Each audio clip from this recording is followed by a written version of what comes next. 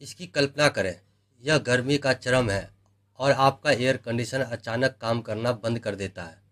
आप पसीना बहा रहे हैं, घबरा रहे हैं और सवाल कर रहे हैं क्या गलत हुआ है। यदि आपको पता होता कि आपकी दीवार पर लटके जादुई बक्से के अंदर क्या है, तो आज हम इसे हमेशा के लिए बदल रहे हैं। एसी सर्विस एक्सपर्ट में आपका स्वागत है, जहां आप सीखेंगे कि अपने एसी के रहस्यों को कैसे समझा जाए। विशेषज्ञ बनने के लिए तैयार हैं तो चलो गोता लगाएं।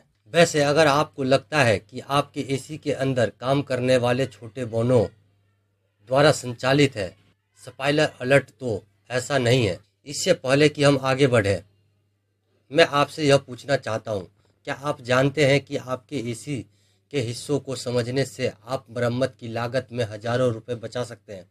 बने रहें और इस वीडियो के अंत तक आपको यह ज्ञान होगा कि एक पेशेवर की तरह समस्या का निवारण कैसे करें। Number 1, compressor. सबसे पहले कंप्रेसर आपके एसी का दिल।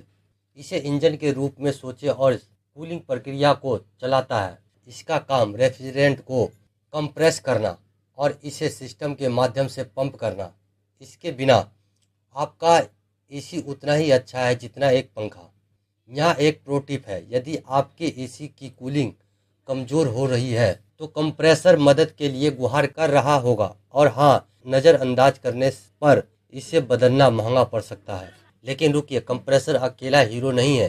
कॉइल परिवार में प्रवेश करें। कंडेंसर और इवोपरेटर कॉइल, जिसे कूलिंग कॉइल भी कहते हैं, आपके एसी के फेफड़ों की तरह है। कंडेंसर कॉइल बाहर गर्मी छोड़ता है, जबकि इवोपरेटर कॉइल घर के अंदर गर्मी को अवशोषित करता है। साथ में वे सुनिश्चित करते हैं कि आपका घर ठंडा रहे। अब यह चीजें रोमांचक होती है। गंदे कॉइल्स इन्हें नियमित रूप से साफ न करने से आपकी प्रणाली बाधित हो सकती है और इससे नियमित रूप से कार्यकुशलता भी बढ़ सकती है और बिजली बिल भी कम हो सकता है। और नहीं, कॉइलों पर पवित्र जल छिड़कने से कोई चमत्कार नहीं होगा। आपको वास्तव में सफाई उपकरणों की आवश्यकता है। लेकिन रेफ्रिजरेंट इन कॉइल के बीच में कैसे यात्रा करता है? कैपिलरी और एक्सपेंशन वाल्व, एक छोटा सा लेकिन शक्तिशाली घटक। इसकी भूमिका कूलिंग कॉइल यानी कि एवोपरेटर कॉइल में रेफ्रिजरेंट के प्रवाह को नियमित करने के लिए। इसे अपने एसी के ट्रैफिक पुलिस के रूप में सोचें। यदि यह कैपिलरी एक्सपेंशन वाल्व अवरुद्ध हो जाता है या खराब हो जाता है तो आपकी कूलिंग गेम खत्म हो जाता है। मजेदार तथ्य,